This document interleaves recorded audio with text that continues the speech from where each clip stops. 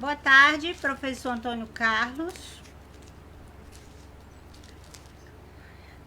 Boa tarde, Edna. Hoje é sexta-feira, não é? Dia 1º de maio, em que nós comemoramos o Dia do Trabalho, né?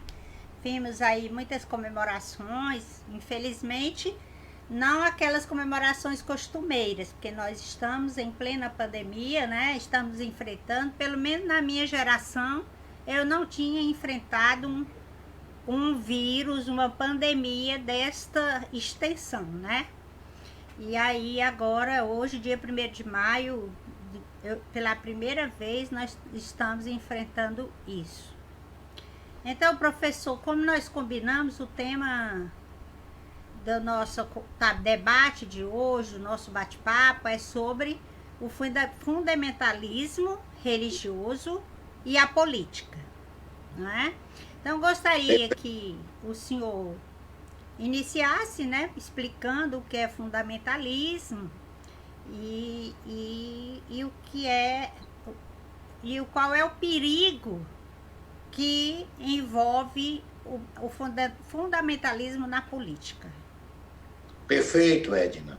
Edna, eu sempre que falo de um tema, eu gosto de explicar, e aqui é o professor que fala, a palavra fundamentalismo, qual é o significado, de onde é que ela vem.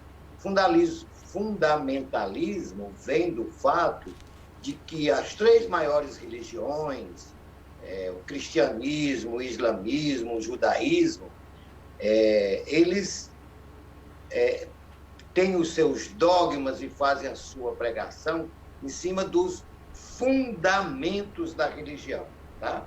Então, aí daí surgiu a palavra fundamentalismo, que é um fenômeno, digamos, relativamente recente, porque ele surgiu nos anos 20, lá nos Estados Unidos, após a Primeira Grande Guerra Mundial. Houve um movimento lá e pela primeira vez se usou essa palavra fundamentalismo, fundamentalista, que vem exatamente disso. É fundamentalista ou é fundamentalismo aquelas religiões, seja a cristã, qualquer uma, que prega os fundamentos da sua religião, mas de forma absoluta, inquestionável, sem relativizar absolutamente nada, sem modernizar. Deixa eu dar um exemplo aqui para você.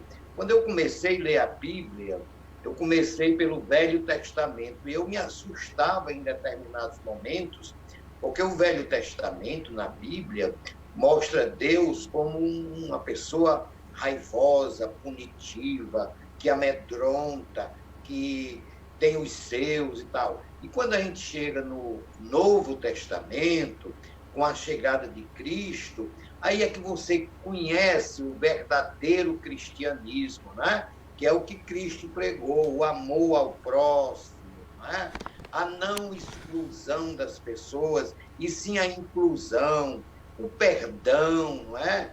O consentimento, o respeito ao outro. Não é? E fundamentalista é exatamente aquele que não admite contestações, quem não pensar como ele, quem não achar o mesmo que ele acha, é um inimigo que deve ser eliminado. O fundamentalista, ele é extremista, ele é sectário, ele é uma pessoa muito obtusa. E quando isso, Edna, quando isso chega no campo da política, eu vou usar a expressão popular, é aí que mora o perigo, porque exatamente a sociedade é plural e a política é para todos, é o governo de todos. Não, um político, um chefe de Estado, um chefe de governo, ele tem que ter respeito por todos os credos, por todas as religiões, por quem não pensa como ele. Até o bom administrador deve desejar uma oposição, né? E no fundamentalismo não é assim. O governante fundamentalista, quem não é dele é para escorraçar, é para eliminar, é para matar se for possível. É isso que é o fundamentalismo, é que personifica numa pessoa um mito, um Deus, uma coisa absoluta, que só ele resolve. E nós sabemos que o pensamento moderno, o pensamento democrático, o pensamento plural, não admite esse tipo de coisa. Daí é eu dizer que quando a religião, seja ela qual for, seja o credo que for, seja o viés de algum credo que seja, quando o governante se imbui ou tenta governar dessa forma, a coisa não funciona bem. Vejam o senhor presidente da República, Jair Bolsonaro. O lema dele é, não sei, Deus acima de tudo. Esse Estado teocrático não é Deus acima de tudo. Para o governante dos tempos atuais, para o exercício do poder executivo, quem está acima de tudo é a Constituição. Esse é que está acima de tudo. Porque essa pregação, essa coisa, aparece... por exemplo, o Geisel, o presidente Geisel, era evangélico, mas ele não imprimia no governo dele nenhuma marca daqueles seus pensamentos da religião. Essa mistura, é quando uma coisa se imiscui na outra, que mora o perigo, que Leonel Brizola já advertia há muito tempo atrás. No dia que as religiões apoiarem determinado candidato e que o candidato eleito vá seguir aqueles cânones fundamentalistas daquele credo, seja ele qual for, eu aqui não excluo nem incluo, que o elegeu, isso dá errado, porque a sociedade é plural. Aqui no Brasil você tem cristãos, judeus, muçulmanos, israelitas, macumbeiros, você tem de tudo, né? Você tem a nossa matriz social, não é? Africana, trouxe muitas religiões para cá. Já aí veio os índios, vieram os portugueses com o cristianismo, e essa mistura. E hoje, com a sociedade global, com o globalismo, tudo é visto em todo canto. Então, é natural que a sociedade seja muito plural, muito dividida, e cabe ao governante fazer as inclusões e não as exclusões. Deixa eu citar aqui um líder religioso, o Papa Francisco, não é? O Papa Francisco, ele é um homem preparado para ser chefe de uma religião dos dias atuais. Perguntaram a ele sobre gays, coisas assim, e ele disse assim, quem sou eu para julgá-los, né? Quem sou eu para julgá-los? Porque ele respeita todas as religiões, ele sequer é único em todas as religiões também o respeitam, né? Isso é que é o papel lá do líder religioso. No campo político, tem ideias próprias, né? O presidente é eleito por um determinado partido político, mas ele tem que saber que lá no Congresso, onde está a representação do povo, ele vai ter que lidar com as mais diversas faces da sociedade. E um presidente, um governante fundamentalista, com esse viés na sua cabeça, na sua religião, ele não sabe administrar isso. É por isso que está havendo eu vou chamar de desastre, viu, Edna? Me desculpe se você acha uma palavra pesada. É por isso que está havendo esse desastre na nossa administração. Então, professor, o lema da campanha, né, que ele adotou para o governo dele, o Jair Bolsonaro, foi Brasil acima de tudo e Deus acima de todos. Pois é. Bom, o lema, o título, o tema é interessante, né? Brasil acima de tudo. Muito bem. Isso. Né? Isso. E vamos dizer que ele dissesse Deus acima de todos, assim, de uma forma retórica, tá? Sim, sim. Apenas retórica. Tenho certeza que como nosso país é um país laico, mas ele é de maioria católica e cristã, isso não ia incomodar tanto as pessoas, não é? É verdade também que Jair Bolsonaro, a gente não percebe nele, vamos dizer, uma imposição ou uma perseguição às outras religiões. O que a gente percebe é que ele foi de um oportunismo.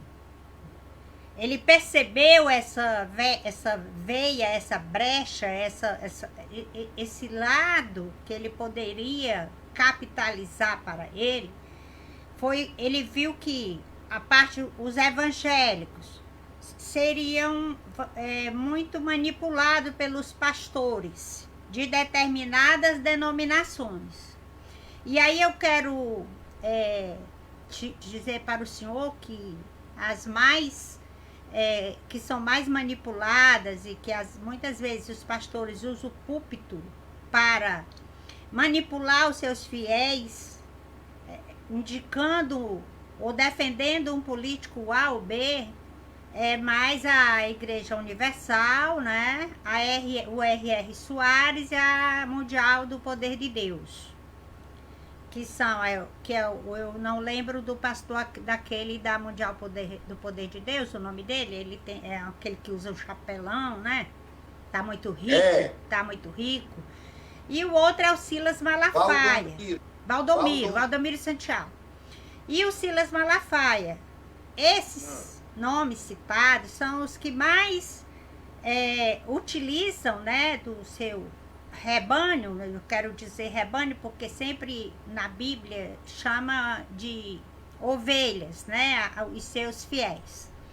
Então não é no sentido pejorativo, mas ele usa os seus fiéis para capitalizar politicamente em função do seu projeto de poder, né? Então isso aqui é pernicioso. Isso. O senhor vê que o Bolsonaro já falou que era católico e que quem era evangélico era a esposa dele. Mas ele foi em Israel e se batizou ali no Jordão, né? Frequenta a igreja evangélica, vai na igreja católica. Tudo bem, eu também sou evangélica, vou na igreja católica, não tem problema aí. O problema é a confusão que ele causa na cabeça do povo, né? Porque ele manipula os evangélicos, eles ficam achando que ele é cristão, evangélico, que professa a fé, ao ponto de se expor ao ridículo, né? De se ajoelhar nas ruas, orando por ele. Quando o próprio Deus disse na Bíblia, lá no Novo Testamento, foi Jesus Cristo que falou, que quando a gente for orar, entre no seu quarto e fale em secreto com teu Deus. Isso não quer dizer que seja proibido nós orarmos em público. Não, a gente pode até fazer uma missa campal, um culto ao ar livre, né? Mas quando o pastor pega os seus fiéis e leva para expor nas ruas, isso tem um objetivo político, né? Por quê? Por que a gente não vê esses pastores ou padres, porque eu vejo mais os pastores, né? Mas também o pessoal carismático é muito defensor e seguidores do Jair Bolsonaro. Aqueles seguidores doentes mesmo, né? Aqueles seguidores que a pessoa chama lunáticos, fanáticos, né?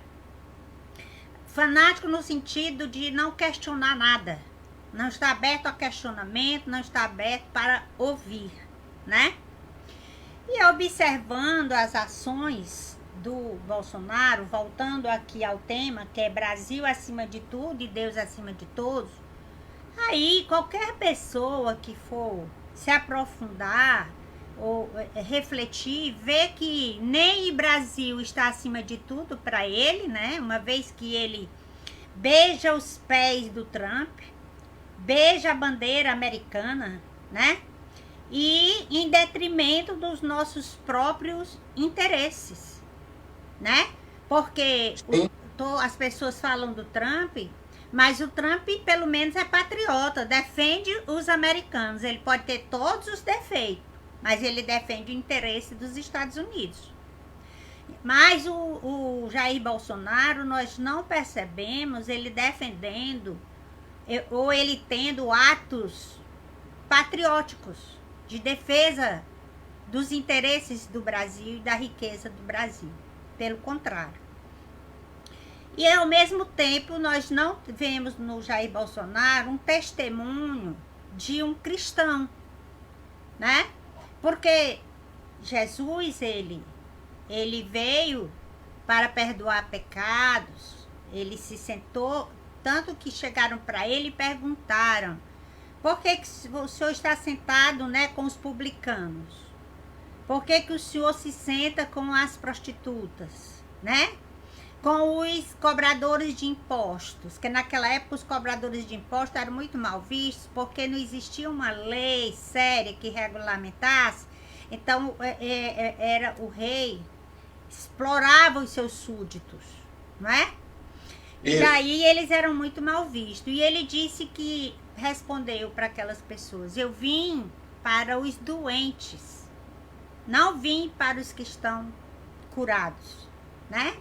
Então ele veio... Eu vim para que todos tenham vida. Mas aí já é outro contexto, né?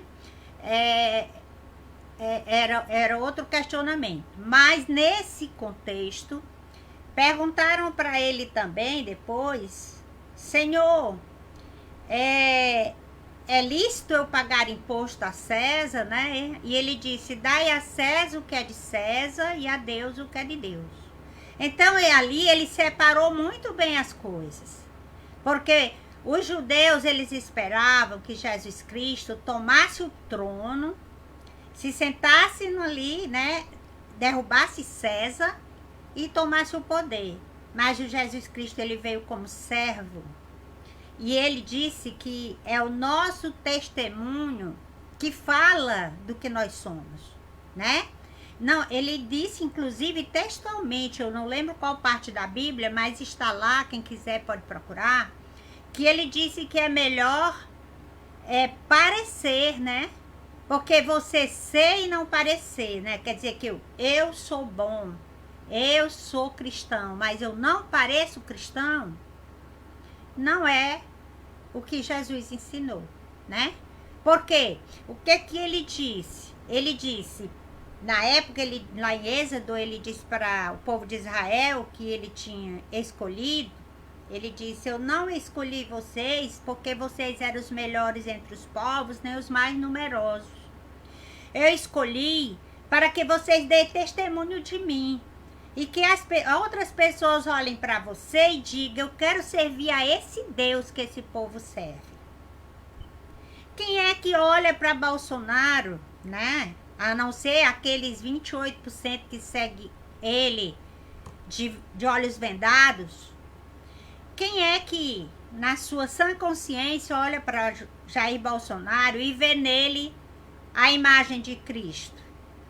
Quem é que olha para ele e diz: eu quero seguir o Deus que esse homem serve? Não, sabe por quê? Porque nós estamos em pandemia.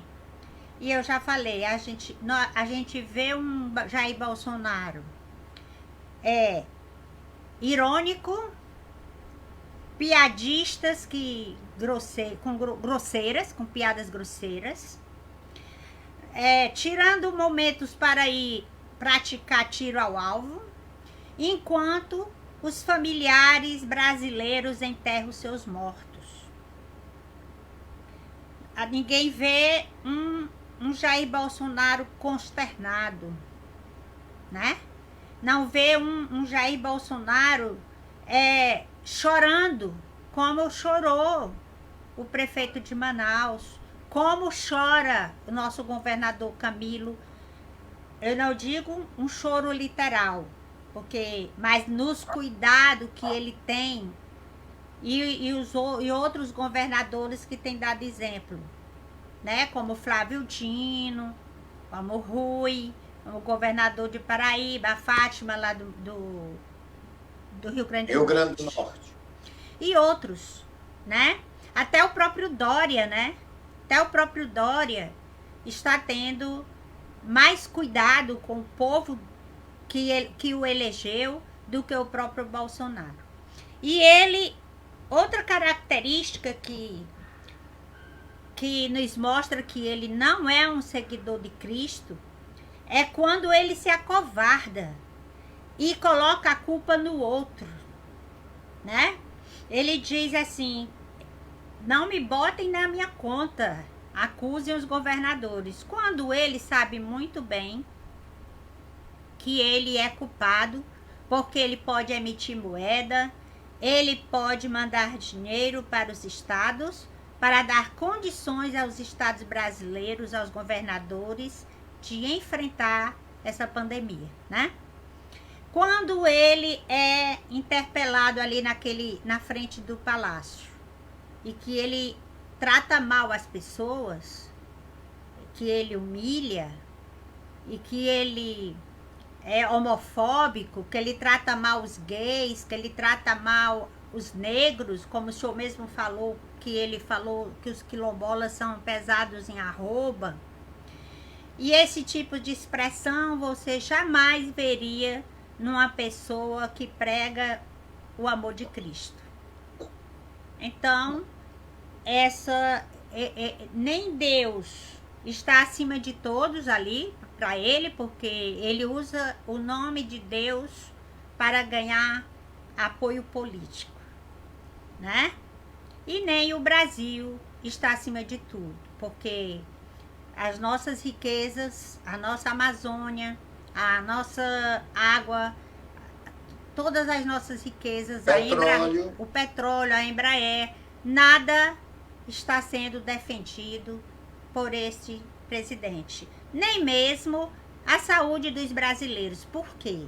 Além dessa pandemia, nós adoecemos de tanta ansiedade de saber o que é que cada dia é uma novidade, cada dia nós somos atacados, cada dia é mais um absurdo que vem desse governo. Não é, professor? Então fica difícil. Isso. E aí, eu queria que o senhor falasse também, que o senhor já conceituou, mas assim, não só a atitude do governo, mas o que ele estimula nas pessoas, né? E que ele tem prazer de ver que as pessoas são fundamentalistas e nós dizemos fascistas, né? E cruéis com quem pensa diferente. Pode... Edna, olha, na sua fala, você disse uma coisa muito interessante quando ele foi indagado sobre os impostos. Dai a César o que é de César e a Deus o que é de Deus. César era o Estado, era o governo, e Deus é Deus. Então, é aquilo que eu digo, são campos diferenciados, não são excludentes, mas são diferenciados. A religião tem que ser tratada no seu campo próprio, o Estado no seu campo próprio.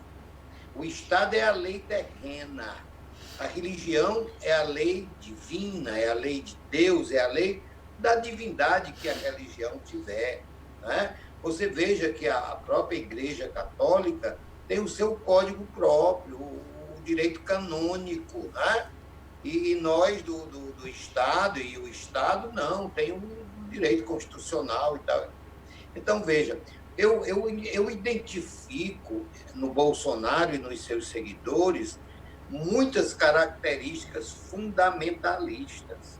A pregação do ódio, a perseguição aos inimigos políticos, um petralha, como o Bolsonaro chama, para ele, deve ser excluído. Você se lembra que na campanha ele pegava uma metralhadora e ficava fazendo um gesto de que estava matando os petralhas. Uhum. Era. Ele prega o ódio, ele não é um homem que compreenda o perdão, ele tem a Dilma e o Lula como verdadeiros anticristos. Quer dizer, eu vejo muitas características nele e nos seus seguidores fanáticos, muitas características dos fundamentalistas. Uhum. Mas eu percebo demais, inclusive, Edna, tem uma coisa, eles são muito assim, sepulcros caiados, muito honestos por fora e muito corruptos por dentro. Um dia desse, numa passeata pró-Bolsonaro, encontraram um dos seguidores dele com um carro roubado, com as placas clonadas. Aquilo é o que se chama sepulcro caiado. Honesto, correto, a anticorrupção, a honestidade acima de tudo. Aí, lá por dentro, os filhos faziam rachadinha, os filhos tomando gabinete, Edna, gabinete do ódio. Você já se acostumou com essa ideia de no Palácio Presidencial ter o gabinete do ódio? Você já se acostumou com a ideia de na Câmara dos Deputados ter a pancada da bala? Você já se acostumou com essa ideia? Porque eu não me acostumo e não posso admitir isto, que este tipo de coisa possa ser incrustado, admitido pelo pensamento político da sociedade moderna, do país democrático, onde todos devem ter oportunidade, todos devem ter bons salários, todos devem viver com dignidade. E não é com a bala, não é com o ódio, não é com a perseguição que se chega a esse estado do bem-estar social, Edna. Então, falando isso, eu me lembrei, até abri aqui em Mateus 12:34, né? Quando isso aqui foi o João Batista que falou. Ele disse: raça de víboras, como podeis vós dizer boas coisas sendo maus? Olha aí. Edna, olha, como está sendo bom esse nosso diálogo, porque eu digo as coisas de maneira mais teórica e você vai ao pragmatismo. Quer dizer, nós estamos nos completando nesse sentido. Pois do que há em abundância no coração, disso fala a boca. Quer dizer, o que tem no coração é o que é exposto. É o que é colocado. Aí ele diz: o homem bom tira boas coisas do seu bom tesouro, e o homem mau, do mau tesouro, tira coisas más. Isso. Mas eu vos digo que toda palavra ociosa que os homens disserem, hão de prestar contas no dia do juízo. Isso é para quem crê, né? Quem crê na Bíblia. Aí tem outro momento que eu acho muito interessante, falando nessas orações, que as pessoas vão orar pelo Bolsonaro, para ele continuar. Aí eu digo: Senhor, liberta ele de toda a maldade. Tira do coração dele toda a maldade. Transforma o coração daquele homem. Se não, tira ele do poder. Essa é a minha oração. Né? Sim. Então, aqui diz que eu tinha separado, era bem aqui mesmo. Em Jeremias, certo? Em Jeremias tem um momento aqui. Tem um momento lá no livro de Jeremias, isso é no Velho Testamento, que Deus, ele olha para Moisés, né? Ele olha e diz assim, aliás, diz para Jeremias, né? Tu, pois, não ores por este povo, nem levante por ele clamor ou oração, nem me importunes mais, porque eu não te ouvirei. O povo estava, essa parte desse povo, estava tão voltado para a maldade, os governantes estavam maltratando o povo de uma forma tão cruel, e Jeremias orando, né? E aí ele diz: não me ores mais por este povo, nem levantes por eles clamor. E não me importunes mais, porque eu não te ouvirei. Então, lá em Hebreus também diz que horrenda coisa é cair na mão do Deus vivo. Muita gente diz assim: ah, mas Deus, ele é tão bom, como é que pode fazer isso? As pessoas não entendem que a justiça de Deus é diferente da nossa. Para Deus ser justo, ele tem que punir uma pessoa que está fazendo o mal, que é, por exemplo, é responsável por um genocídio. Ele não pode tratar uma pessoa que que é responsável por um genocídio e outra que está ali, como vamos dizer, o povo da Cruz Vermelha, que está trabalhando, os profissionais de saúde, os voluntários, inclusive até o MST, que está doando toneladas de alimentos, o padre Júlio Lancelotti e outras pessoas voluntárias que estão ajudando agora. Não dá para comparar com outros que está indiferente. Porque como eu vi ontem, o Jair Bolsonaro deu um café da manhã para os deputados bolsonaristas e tiraram uma foto com a mesa farta, uns sucos assim, tão lindos, de cor laranja. E uma mesa tão linda. Agora o senhor imagina uma pessoa lá do Amazonas com fome, ou lá das favelas com fome, olhando para aquelas fotos, e aí eles tirando selfie como se nada tivesse acontecendo no Brasil, nada de mal tivesse acontecendo. Então, a gente pensa, quem não estuda bem a personalidade de Deus, não sabe que ele vê essas coisas. O senhor já assistiu, deve ter assistido o filme de Êxodo, né? Aquela parte onde Deus ele usa Moisés para tirar o povo da mão cruel do faraó. E aí Deus tira, o povo acompanha, né, Moisés. E ali quando o mar se abre, depois que todo o povo de Israel passa, os faraó com seus exércitos tenta entrar e o mar fecha. Isso pode ser, vamos dizer, uma analogia, pode ser muita gente pode não crer, né? Não crer que isso aconteceu de verdade, mas serve para nós, mesmo para quem não crê, serve para nossa reflexão, né? Serve para nossa reflexão. Quantos governantes cruéis já passaram, né? E depois vem um outro governo que liberta o povo da escravidão.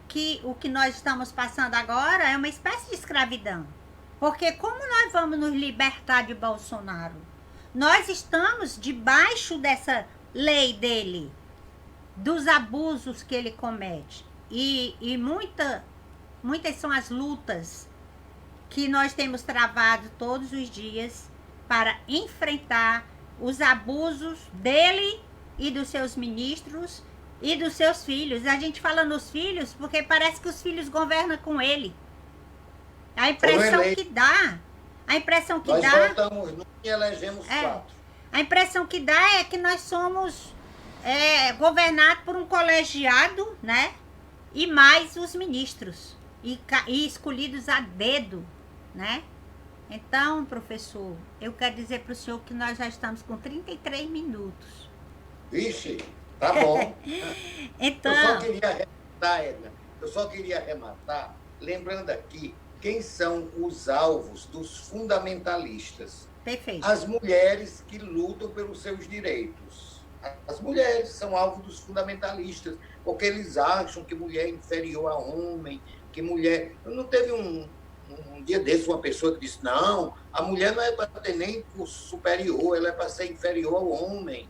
Foi um desses pastores aí que falou, os grupos LGBT, vá um homossexual se aproximar de Bolsonaro, ele é capaz de agredi-lo fisicamente, não é? Então, ele persegue, ele não gosta dessas minorias, ele não tem clemência, não tem respeito, não tem empatia com os LGBTs, nem muito menos, Edna, com a esquerda, né? Os comunistas, nem existe mais comunista nem comunismo, Não. mas o Bolsonaro tem os bolsonaristas, um negócio, hoje mesmo eu conversando com um, disse, não, porque esse vírus veio lá da China, foi os comunistas que mandaram. Meu amigo, não tem mais comunista, não tem mais comunismo, isso é um discurso ultrapassado. Daí, Edna, eu identificar muito o bolsonarismo com o fundamentalismo, que tem um muro que separa uma coisa da outra, mas um muro muito tênue entre o fundamentalismo e o fascismo.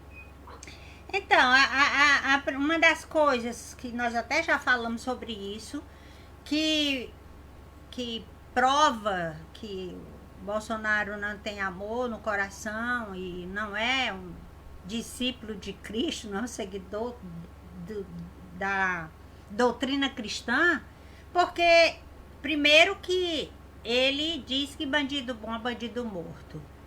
E Jesus, ele quer é que a pessoa seja recuperado, regenerado, seus pecados perdoados, que a pessoa se arrependa, né, do seu mau caminho e volte para o bom caminho, que na palavra de Deus diz, se converta dos seus pecados, né? Até fala que existe uma porta estreita e a porta larga, né? Que a porta larga é a mais fácil.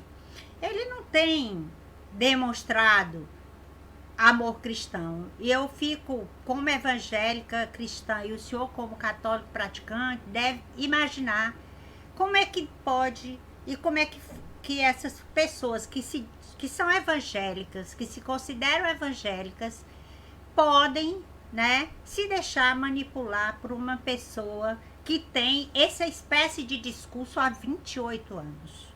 Porque ninguém pode dizer que foi enganado, né? Não. Há 28 anos que ele tem esse discurso.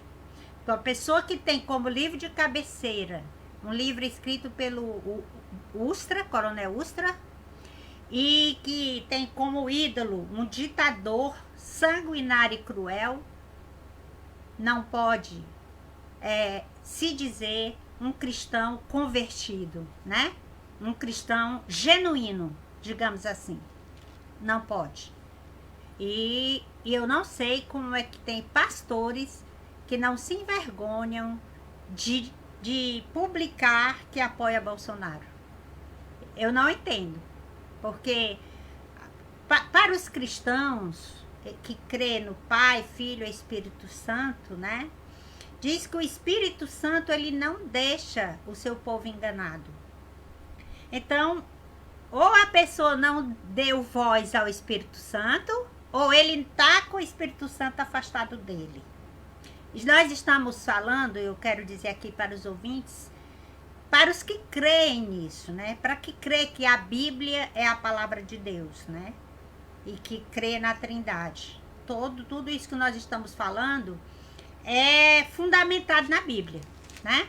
Evidentemente que para quem não crê, deve pensar de outra forma, e aí nós aceitamos, assim, está aberto, né, para as pessoas colocarem nos comentários os seus pensamentos a respeito do assunto e do que tudo que foi tratado aqui.